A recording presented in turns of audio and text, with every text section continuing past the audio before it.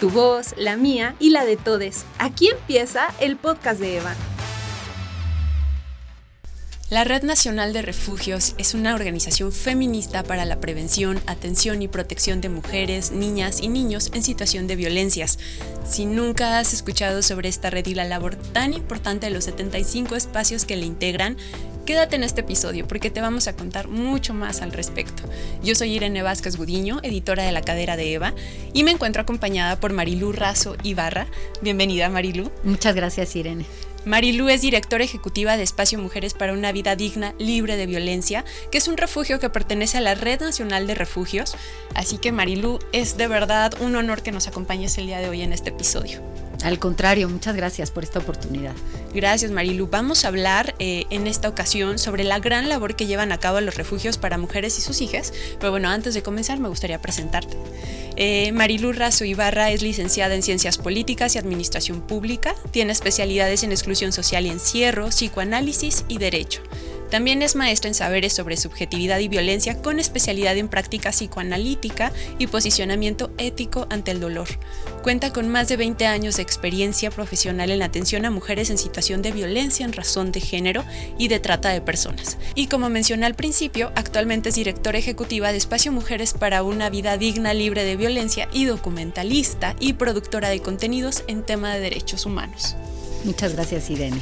Al contrario, Marilú, pues para arrancar este episodio me gustaría que nos cuentes un poco de tu propia historia de vida, de la mano con la labor que has desempeñado en atención a mujeres en situación de violencia de género.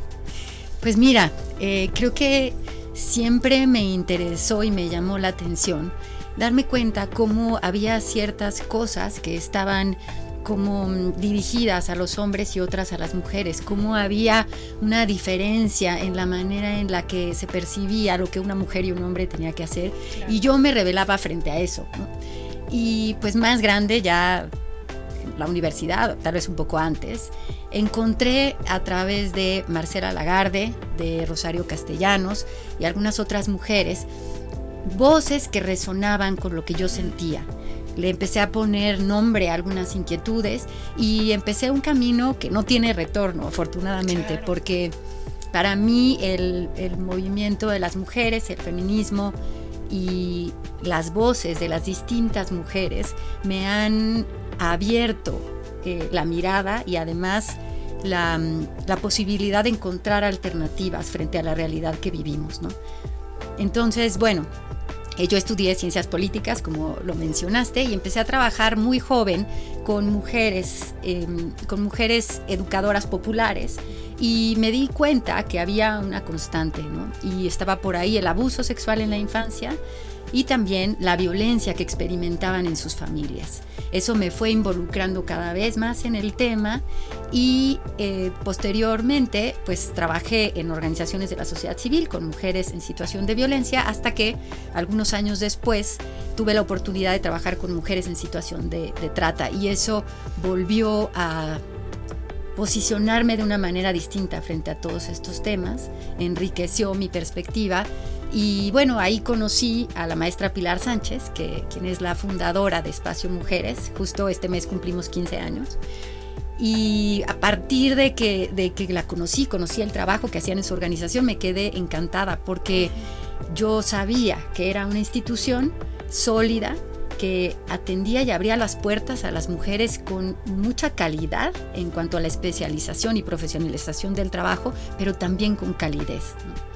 Entonces, bueno, ya hace muchos años la conocí, empecé a colaborar en Espacio Mujeres hasta que hace 5 años me invitaron formalmente a ser directora ejecutiva. Eso es lo que he hecho los últimos años. Paralelamente, porque soy un poco inquieta, empecé a estudiar también psicoanálisis y temas relacionados a la violencia y qué posicionamiento podríamos tomar frente a eso y al dolor humano. Y bueno, pues hice la especialidad en psicoanálisis, así que doy también práctica de escucha psicoanalítica privada. Y con un socio, hace ya muchos años, cuando dejé de trabajar en el refugio para víctimas de trata, me di cuenta que había una enorme necesidad por saber acerca del tema de la trata de personas y cómo el patriarcado, el capitalismo, el colonialismo hacen el caldo de cultivo perfecto para un delito tan doloroso y tan grave como la trata de personas. Entonces nos dimos a la tarea de hacer un proyecto documental, hicimos La Ruta de la Trata, que son 8 capítulos, e hicimos también algunos otros documentales que tienen que ver con estos temas. ¿Dónde se pueden consultar estos materiales? Están en YouTube. Hay algunos que hicimos con el Canal 14, así que en el Canal 14 los pueden encontrar, y otros pues están en nuestro canal de YouTube. Ay, buenísimo, me parece muy importante porque he visto algunas de estas cápsulas y me parecen sumamente valiosas, entonces por favor también consúltelas. Y para poner en contexto con todas estas preguntas y la temática que vamos a hablar el día de hoy, ¿podrías contarnos de qué hablamos cuando nos referimos a violencia de género y por qué el machismo y los roles de género implican violencias que no son sutiles o que no son micro, sino que pueden escalar hasta el feminicidio? Así es una muy buena pregunta. Cuando hablamos de violencia hacia las mujeres en razón de género, lo que estamos diciendo es que justo por cumplir los estereotipos, roles y mandatos, se violenta a las mujeres o se les hace existir de cierta manera. O cuando no cumplen con estos roles, estereotipos y mandatos, hay una sanción, un castigo. Que puede ser aparentemente muy sutil y, como lo dices tú, no es exactamente micromachismo porque tiene un impacto muy grande en la vida de las mujeres y puede ir escalando hasta llegar, como bien dices, al feminicidio o, por ejemplo, a agresiones que de alguna manera les quitan la posibilidad de vivir plenamente aún estando vivas, ¿no? Claro. Sí, y creo que es muy importante que sensibilicemos en torno a que algo que podemos dejar pasar en realidad se va acumulando y en realidad nos puede hablar de algo que deja de ser esporádico a ser mucho más frecuente, ¿no? No sé cómo podríamos identificar como algunas red flags que nos indican que hay peligro y que tenemos que estar atentas sobre todo para protegernos, ¿no? Mira, esta pregunta está relacionada a la anterior en cuanto a los roles, estereotipos y mandatos, sí. ¿No? ¿Por qué? Porque hay una serie de creencias con las que hemos crecido que hacen que muchas cosas que son violencia y que nos van restando la posibilidad de ser libres y autónomas en el mundo, no les demos importancia y las veamos como algo natural. Es importante aclarar esto porque muchas veces la gente se pregunta ¿por qué llegó hasta donde llegó? ¿Por qué lo permitió? ¿No? Bueno, porque no necesariamente identificamos que esas conductas son violencia y que pueden escalar. Me gusta siempre citar como esta metáfora de la rana o el sapo, en donde está la rana en agua calientita, tibia, bonita, ¿no? Y la temperatura va aumentando muy poquito a poco, casi imperceptiblemente, de tal manera que la rana no se da cuenta que la temperatura está subiendo hasta que de pronto muere, ¿no? Por el calor. Así sucede con las violencias. Es un proceso de muy poquito a poco en donde la violencia va escalando imperceptiblemente o casi imperceptiblemente y de pronto estamos en situaciones que jamás nos habríamos imaginado y ahí hay una cuestión más, ¿no? Eso nos da mucha vergüenza porque pensamos que solamente nos pasa a nosotras y que nos pasó por tontas, ¿no? Porque no vimos esas red flags o esas alertas de que algo no estaba bien, ¿no? Es durísimo esto que mencionas y mientras estabas hablando no podía dejar de pensar en toda la violencia estructural y sistémica que hay y me gustaría que nos contaras como un poquito más porque es una violencia que no es fácil de ver porque está permeada en todos los espacios, desde las familias hasta cualquier institución que se te ocurra, ¿no? Entonces en este contexto se les exige a las víctimas, a las mujeres, ¿por qué no denunciaste? ¿Por qué no hiciste algo al respecto? Cuando es muy difícil hacerlo, sobre todo porque está súper normalizada esta violencia, ¿no? Así es, me parece importantísimo siempre situar cuando hablamos de violencia hacia las mujeres las cuestiones estructurales, porque no es un asunto de echarle ganas o de haberte dado cuenta o no. Marcela Lagarde, en un libro fabuloso que habla de la autoestima de las mujeres, explica muy bien el concepto de autoestima, ¿no? Y justamente lo que hace es hablar de la violencia estructural, hablar del sistema en el que existimos para poder entender qué pasa con esto que llamamos autoestima, ¿no? Y nos dice que la autoestima no es algo estático, ¿no? A lo que llegaste y se acabó, sino está fluctuando, ¿no? Y eso es muy importante entenderlo, porque a veces estamos viviendo una situación de violencia y lo que hacemos es recriminarnos. O, hablando ya de la estructura, ¿qué sucede? Todas estas creencias que hacen que la violencia sea posible están en todas partes. Un ejemplo como muy claro y sencillo es cuando, por ejemplo, y esto es un ejemplo real, hace muchos años tuve la oportunidad de conocer a una chica que había vivido violencia en el noviazgo adolescente, y ella decía es que tenía este novio que era conocido de la familia y había cosas en su comportamiento y en la relación que no me gustaban, que no me hacían sentir bien, pero yo no podía identificar qué era, pero sabía que no me estaba sintiendo bien, ¿no? Que cada vez me sentía más chiquita, que empezaba a dudar de mí misma cuando nunca lo había hecho. Él muchas veces me decía que estaba exagerando, que estaba loca, y yo llegué a dudar de mí, ¿no? Cuando me acerqué a mi mamá a contarle estas cosas, la mamá, y la ubico también en esta misma educación machista y patriarcal, ella lo que le dice, a partir de sus creencias que muchas veces no reflexionamos porque las tenemos, le dice, bueno, no te preocupes, es de familia conocida, es un buen muchacho, lo conocemos desde hace mucho tiempo, en todas las relaciones hay problemas, que creías que iba a ser todo perfecto, pues ¿qué quieres? ¿Quedarte sola? No seas tan exigente, ¿no? Es tu cruz también, pues, ¿no? Exactamente, a esas alturas no le dijo es tu cruz, probablemente ya en el matrimonio o en una relación más larga le diría eso, pero son todas esas creencias que están ahí, ¿no? Por supuesto, la chica lo que hizo fue regresar y tratar como podía de hacer que la violencia disminuyera, porque eso es una de las cosas que suceden en este ciclo de violencia, ¿no? Que las mujeres lo que van a hacer es tratar de mitigar la violencia y de protegerse a sí mismas, tratando de que la violencia no escale, ¿no? Además, se va generando un síndrome de indefensión aprendida o adquirida, en donde las mujeres verdaderamente no ven que hay salida, no piensan que no hay salidas y empiezan a creerse muchas de estas violencias psicológicas a las que han estado sujetas por mucho tiempo. Bueno, nos estás hablando de cómo la violencia entonces empieza a permear a otros niveles, donde la realidad incluso ya tiene como un filtro y es difícil seguir viendo y aceptar que eres víctima de una situación así, ¿no? ¿Qué podemos hacer cuando estamos ante esta situación de violencia y que es muy complicada? Porque como nos acabas de explicar, no siempre se puede ver. Pero si podemos verla o conocemos a alguien que está viviendo esta situación de violencia, ¿cómo podemos apoyarla? ¿Cuáles serían como los pasos para atender y ponerte a salvo en una situación así? Para poder responderte eso, quisiera primero decir una cosa. Una de las cosas que suceden en la violencia es que las mujeres se van quedando sin redes de apoyo. ¿Por qué se van quedando sin redes de apoyo? Porque les da mucha vergüenza decir me está pasando esto a sus amigas.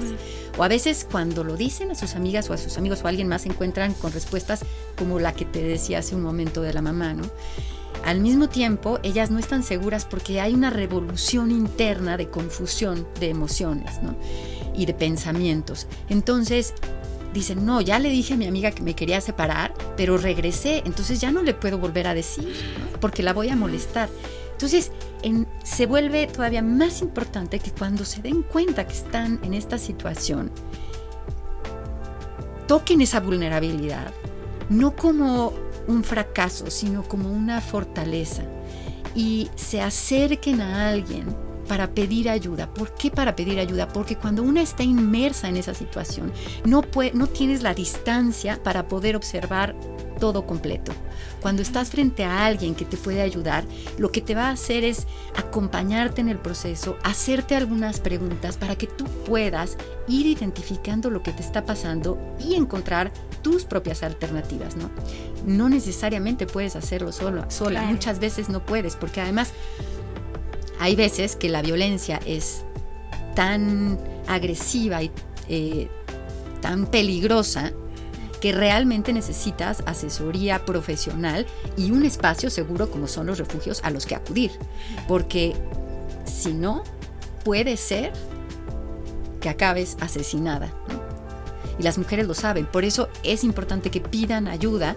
Y si tú sabes que alguien cercano a ti está viviendo violencia, lo que hay que hacer es acercarte, estar presente sin juicio, sin decirle, es que deberías, es que ¿qué no te das cuenta? sino solamente acompañar, escuchar, acercarle información y pues hacerle saber que en el momento en el que necesite tú estás ahí para apoyarla. Informarte tú también para saber qué puedes hacer, ver a qué instancia se puede acudir. Y justamente la generación de estas redes de apoyo es lo que nos permite trascender los eventos de violencia y apoyarnos unas a otras.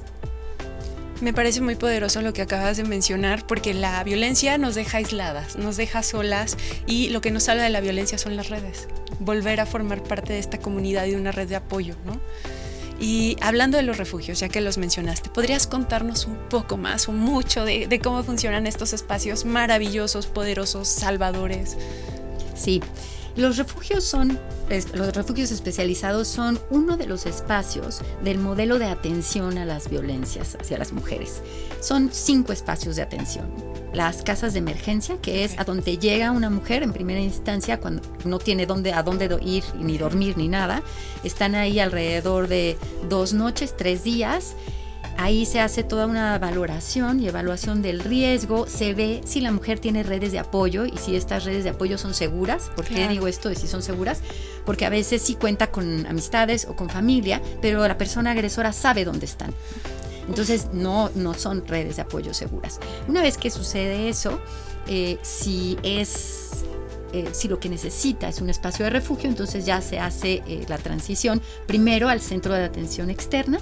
El centro de atención externa es otro espacio de atención en donde las mujeres, las niñas y los niños van a atención ambulatoria, es decir, van a asesoría jurídica, psicológica o de trabajo social y regresan a sus casas, ¿no? Este espacio es muy importante, no solamente la cara pública y visible de los refugios, porque los refugios tienen que tener una ubicación confidencial por seguridad, ¿no? Entonces no solamente es la cara pública, sino se hace una labor muy importante de prevención de las violencias. Muchas veces hay mujeres que están ya en ciclos de violencia y en esta atención integral del centro de atención detectan ciertas cosas y pueden encontrar una alternativa antes de que esto escale. Claro. El otro espacio es el refugio especializado, es donde están las mujeres, las niñas y los niños que están en situación de riesgo, que su vida o su integridad corre peligro.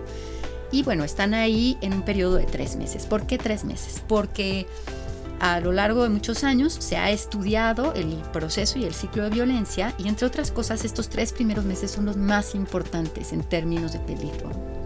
Por otra parte, es un periodo de tiempo en el que las mujeres, acompañadas por personal multidisciplinario, pueden ir identificando qué fue lo que pasó. O sea, ¿cómo llegué aquí? ¿Qué cosa es violencia y qué no? Ay, qué duro. ¿Qué estaba creyendo? O sea, ¿en qué creía o qué pensaba que me hizo quedarme ahí? Uh-huh. ¿Por qué no me moví? Y una vez que hacen eso, ahora, ¿qué quiero de la vida? ¿No? Uh-huh. ¿Con qué información cuento? Y a lo largo de estos 3 meses se hace un plan de vida o proyecto de vida que se va a ejecutar una vez que egresan, ¿no? En el refugio tenemos todo lo que una casa necesita. Okay. Cocina, recámaras, comedor, en donde cada familia tiene su mesa, un espacio de recreación, etcétera. Pero no nada más, ¿no? Que es muy importante. Cuentan con apoyo multidisciplinario donde hay psicólogas infantiles, pedagoga, maestra. ¿Por qué pedagoga y maestra? Porque tenemos que garantizar el derecho de las niñas y los niños a continuar con su educación. La violencia no va a esperar a que acabe el ciclo escolar, ¿no? Ni la posibilidad de salir de ahí. Entonces, lo que hacemos es que puedan continuar los estudios estando con nosotras y después reincorporarse, ¿no? Tenemos nutrióloga, doctora, pedagoga, trabajadoras sociales, abogada, y todas ellas dan, además de la atención individual, talleres. ¿Por qué es importante los talleres? Porque buscamos que las mujeres puedan hacerse cargo de sus propios procesos, porque son capaces, son mujeres valientes, capaces de ir poco a poco construyendo autonomía, y todas necesitamos para poder tomar decisiones información. Claro. Entonces, por ejemplo, en el taller del área jurídica, pues les enseñan cuáles son sus derechos, obligaciones, etcétera. Y esto me lleva a pensar en algo. Nosotras lo que buscamos, una de las cosas que buscamos es facilitar y acompañar a las mujeres a que transiten de víctimas a ciudadanas, al ejercicio pleno de todos sus derechos, ¿no? Y para eso hay que informarse. Tenemos también, una de las cosas que hacemos es que aprovechamos todo, y cuando digo todo es todo, como un pretexto para poder identificar las violencias y hacer un trabajo personal. O sea, cuando las mujeres llegan, lo primero que sucede es que pueden descansar, relajarse porque no va a llegar su agresor, pueden dormir la noche completa, pueden sentarse a comer, pueden comer lo que quieran, empezar a distinguir qué les gusta y no, porque muchas de ellas no tenían esa opción. Hay espacios que a unas les detonan ciertas cosas porque a lo mejor en la cocina eran violentadas, a lo mejor les detona la noche ciertas cosas, y de manera conjunta las acompañamos para que cada vez que surge algo así, ellas puedan nombrarlo, acomodarlo y resignificarlo, ¿no? No es un proceso fácil, pero es un proceso posible que nos lleva a todas a tomar decisiones distintas y a saber qué hacer, ¿no? Que aquí hay algo importante en todo este proceso que tiene que ver con la vida de las personas, pero en este caso es como muy palpable, y es el duelo. No estamos acostumbradas a manejar el cambio y el cambio repentino, ¿no? Muchas veces cuando una mujer se da cuenta que ya no está en una relación que le hace bien, asumir que las cosas cambiaron, que la persona que tú querías y te quería en realidad te está violentando, es muy difícil. Por eso hay que trabajar el duelo, darte cuenta que esa relación terminó, que tienes que moverte a otro lugar, y para eso hay que asumir la tristeza que provoca y después empezar a decidir otra cosa de la vida, ¿no? Para las niñas y los niños es muy difícil porque están viviendo la situación de violencia en ese entorno familiar, pero de pronto salen de su casa, de su rutina, de sus juguetes, de su cama, de su escuela, de la clase de fútbol a la que iban, y llegan a un espacio en donde conviven con otras familias. Es una situación complicada, pero al mismo tiempo es una gran oportunidad, ¿no? Claro, y además creo que representa también esta posibilidad de pausar un poco, que creo que fuera de un espacio sí es casi imposible, ¿no? Sí. Es como estar todo el tiempo defendiendo tu vida, y también en un sentido económico, ¿no? Porque también hay de qué manera la independencia económica juega un papel importantísimo contra la violencia de género. Sí, juega un papel importantísimo, por supuesto juega un papel importantísimo, pero quiero aclarar también que las violencias suceden también en mujeres y entornos en donde hay recursos económicos, ¿no? Pero las raíces de la violencia son tan profundas que no les permiten moverse de ahí. Claro, y me gustaría profundizar un poquito más en algo que me pareció muy poderoso que mencionaste, y que son todas estas redes de apoyo que se gestan dentro de los refugios, y no solamente entre las mujeres, sino incluso en la misma atención que se brinda con perspectiva interseccional, con perspectiva de género. ¿Cómo funciona una red sorora en estos casos? Una red sorora se vuelve crucial. La red sorora no significa apapacho nada más, ¿no? O sea, por supuesto sí, pero significa acompañarnos en el proceso, y es un proceso por momentos doloroso en el que hay que hablar con la verdad, asumir la realidad y juntas tejer estrategias. Además, la posibilidad de reconocernos en la otra con todas sus diferencias, con todas sus circunstancias de vida distintas, nos ayuda mucho a saber que estamos acompañadas y que podemos decidir de otra manera, ¿no?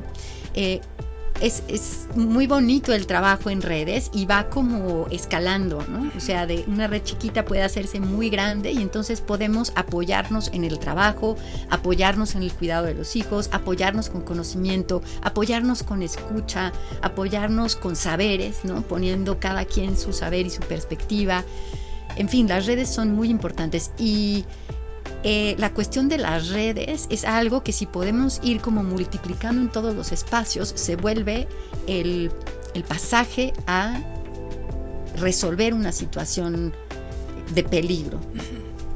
Claro, y una vez que ya nos queda clarísimo la labor fundamental que tienen los refugios, me gustaría mencionar también una serie de conferencias de prensa que ha dado la Red Nacional de Refugios en torno a un tema que nos resulta muy preocupante, y es que en 2019, en 2021, en 2022 se redujeron los recursos asignados a estos espacios, a los refugios, y en lo que va de este año, 2023, hay 11 refugios que siguen sin recibir presupuestos ni convenios de colaboración, y quisiera preguntarte de qué maneras les afectan los recortes y la falta de prioridad por parte del Estado ante los refugios. O sea, y pregunto de qué maneras porque sé que son múltiples, entonces, y que además el Estado es quien tendría que hacerse cargo de la protección y la garantía de la vida y los derechos de las mujeres y personas víctimas de violencia, y eso es algo que los refugios se están haciendo cargo. Entonces, cuéntanos por favor cómo impacta este recorte. Los espacios de refugio son hasta el momento, no solo en México sino en el mundo, uno de los mecanismos más eficaces en la prevención del feminicidio. Nuestro gobierno, como otros, han firmado y ratificado, el Estado ha firmado y ratificado convenios internacionales en donde se compromete a la atención de las violencias hacia las mujeres. Nosotras en México contamos con la Ley General de Acceso a las Mujeres a una Vida Libre de Violencia, en donde se contempla la existencia de los refugios. ¿Esto por qué lo menciono? Porque hay una obligación del Estado, del gobierno, por atender estos problemas. Y los refugios de la sociedad civil coadyuvan a la atención de estas violencias en la prevención del feminicidio. Para poder operar necesitamos recursos. Existe un recurso público etiquetado que justamente, como lo acabas de mencionar, no ha aumentado de manera progresiva como tendría que hacerlo. Y eso repercute de manera directa en la atención a las mujeres, en la capacidad de atención a las mujeres, las niñas y los niños. Porque cada persona que se atiende en un refugio se le van a brindar una serie de servicios que son indispensables para su restitución de derecho y para que pueda sanar las violencias vividas, ¿no?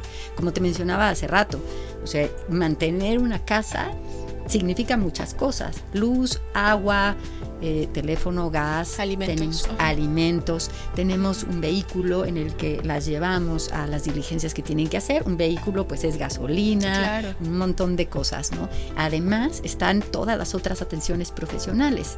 Además de los insumos materiales está lo humano, que en estos casos es vital. Es decir, si no existen recursos para pagar una psicóloga que pueda acompañar de manera profesional a las mujeres, se vuelve muy difícil el proceso. Y lo mismo con la educadora, con la pedagoga y con cada uno de los servicios que se le brinda a cada una de las personas, sea mujer, hija o hijo, ¿no? Se atienden situaciones médicas y de salud, porque uno de los efectos y consecuencias de la violencia tiene que ver con el deterioro en la salud. Entonces hay que atender todas esas cosas también. Y bueno, en términos de nutrición, de abandono de la salud dental, oftalmológica, son muchísimas pequeñas atenciones, servicios y acompañamientos para cada una de las mujeres, y cada una significa presupuesto. Sí. Este presupuesto etiquetado, si bien nos va y los trámites burocráticos funcionan ágilmente, cubre solamente 10 meses. Y eso sí se entrega a tiempo, porque lo que hemos visto es que se entrega prácticamente al final del primer semestre del año, y eso pone a los refugios en una situación muy delicada. Claro, ¿no? ¿Qué haces esos primeros meses? Es muy complicado, ¿no? Por supuesto, lo que hacemos es que nos acercamos a personas, organizaciones, instituciones aliadas que colaboran con nosotras, pero la inversión, porque es una inversión para la vida, la inversión que necesita un refugio para operar, pues tendría que asumirla el Estado, porque no es un asunto de buena voluntad, sino es una obligación de nuestro gobierno. Y pues justamente en la restitución de los derechos humanos tenemos que hablar de presupuesto suficiente para operar y de manera progresiva, y eso no lo hemos visto. Claro, y que sí, insisto en la parte que tú dices, es una obligación que debería ser del Estado, y que los refugios están asumiendo también esta tarea. ¿Qué podemos hacer la sociedad civil en general para ayudar a estos espacios, para contribuir, aportar? ¿Cómo funciona? Mira, quisiera abordarlo pensando en la ciudadanía. Claro. Porque ser ciudadanas y ciudadanos supone enterarnos de lo que está pasando en nuestro contexto social y ver cuál es nuestra responsabilidad en todo ello, ¿no? Saber qué están pensando la Comisión de Igualdad en el Congreso, cómo van a votar, qué cosas están haciendo al respecto, ¿no? O sea, informarnos. Por supuesto, esto nos llevaría a ejercer nuestra ciudadanía de manera responsable y otra de las cosas que se puede hacer es hablar de estos temas, enterarse de lo que hacen estas organizaciones y ver de qué manera se puede colaborar de manera individual o colectiva. Se puede donar también económicamente, ¿verdad? Sí, se puede donar económicamente, se puede donar en especie. Hay gente que nos brinda, por ejemplo, espacios de trabajo para las mujeres que egresan de los refugios. Hay muchas formas de colaborar. Qué maravilla que mencionas también esta parte de involucrarnos y conocer un poco cuál es la realidad, o sea, saber qué está pasando y no nada más es donar en especie o de manera, se me fue esta palabra, bueno, sino también involucrarnos en que esto no es un problema que se resuelve donando y ya, sino que trasciende esa parte. Entonces, muchas gracias por mencionarlo y ya para cerrar, me gustaría que nos contaras cómo funciona y cómo podemos, en caso de que conozcamos a alguien que necesite atención o de que estés viviendo una situación de violencia, ¿cómo se puede acercar a alguien al espacio Mujeres para una Vida Digna, Libre de Violencia? Nosotras tenemos una página web, espaciomujeres.org.